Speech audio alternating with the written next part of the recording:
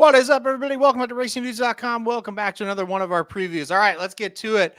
Let's go to Colonial Downs. We don't do this very often, and it's always kind of weird when we do, but let's go to Colonial Downs. Not that Colonial Downs is weird. I like that place. However, it is weird to run the Arlington Million right here at Colonial, but that's where we are. I'll put it up on the screen for you now. I'm sure it is still hurtful for a lot of people that loved Arlington Park, and including myself, that loved to watch and bet on the Arlington Million at Arlington Park. But it's at Colonial. It is what it is. We'll just have to go on with it. It's still a big race and still a race that I like to cover, even though it is kind of strange and will always be strange for those of us that remember Arlington. All right, let's get to it. No more sulking. Let's go to the race. It'll be race 11 on the card here. Grade 1 event going 1.25 miles here, of course, on the turf. The Arlington Million at Colonial. Race, 8 horses in this field. We'll go through them one by one. And right off the bat, we get to have a little fun here because it is the number 1 Mystic Dan, the Kentucky Derby winner of years past. Now sitting here at Arlington, at Colonial in the Arlington Million. First race on the turf for this one. We'll see how it goes here. Of course, this is a horse that, like I said, did win the Kentucky Derby as a 3-year-old. Several losses in a row, 5 losses in a row, all in gets pretty good company before finally winning the Blame 2 races back by a length and a quarter. Won that race. The rail kind of opened up for him that day, just like it did on Kentucky Derby Day, and he's able to get the job done. Went to the Stephen Foster next, and honestly, I thought ran a very good race. Got 4th, beaten 2.5, but got beat by Mindframe, Sierra Leone First Mission. Those are good horses, guys. So after that race, I kind of looked at Mystic Dan and thought, you know what? I think he's kind of back in top form. I don't know if he can go, say, win a race like the Whitney that was last weekend, but I think there's a race with his name on it. I think he looks pretty good. Did not think the race with his name on it would be the Arlington Million. Pretty surprising. Pedigree-wise, I don't think it's completely far-fetched that this horse will run okay on the turf. Had a pretty good workout over the turf up at Saratoga.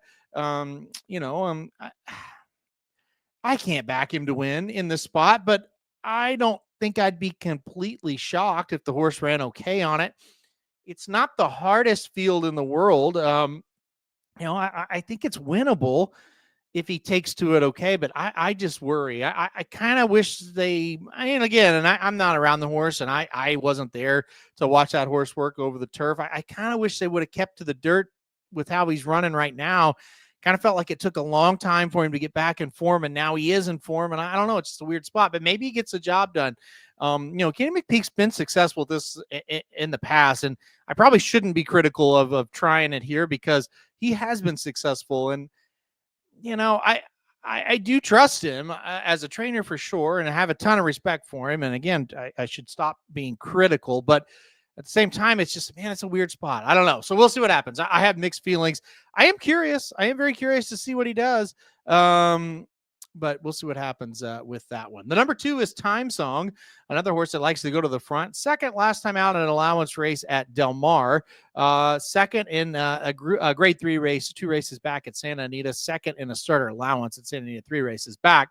That's why he's 30-1. He should be 30-1. Seems like a big time long shot to me, and certainly a horse that is just going to have to improve quite a bit. However, the horse does have early speed, so could play a part in the early pace, and that could help a couple horses we're going to talk about down the road. The number 3 is Vesting, a horse coming in off of a 3rd place effort in an allowance race last time out at Saratoga.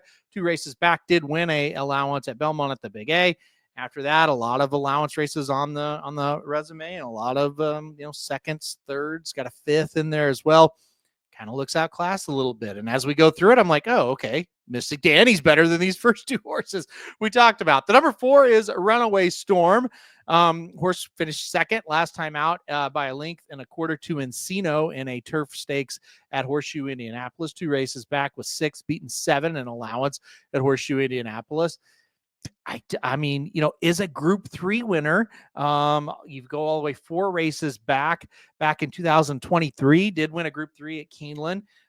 Grade 3, I should say. Too many international horses I've been thinking about here lately. Grade 3. Finished 3rd in the Virginia Derby back in 2023 when it was on the turf, and now it's on the dirt. Who knows? Anyway, looks pretty overmatched to me. I don't think has much of a shot in this one. All right, let's get to a serious one here. The number 5 Cairo comes in here next. Comes up from overseas. I've been saying group a lot because I've been watching this horse and the race replays. Last time out was third at Ascot in a Group 1 event. Got beat a length and 3/4, 2 races back. Second in a Grade 2 event at Chester. At Maidan earlier in the season. Sixth, beaten 5.5 by Nation's Pride, a horse that's running in the Sword Dancer here in the United States. 4 races back at Maidan. Second, beaten a length and 1/4. He's been around, right? 21 starts, only 3 wins. That's the problem. 9 seconds and 2/3. So he hits the board a lot. He doesn't win a lot. That's the issue. So fits here. That definitely fits here. Should be here with a big chance in this spot. Probably the easiest race he's been in quite a while. The number 6 is Fort Washington. This is a horse that won the dinner party 2 races back at Pimlico. That was on Preakness Day. 3 races back, won the Canadian at Gulfstream Park as well. Last time out in the Grade 2 Wise Dan Stakes, going a mile and 16th, was 4th, beaten a length and 3/4. I think stretching out, a mile and 1/4 today, but that dinner party was a mile and 1/8. I thought that's when he was at his best. I think he's in a real good spot here. I think he's got a big shot to get the job done.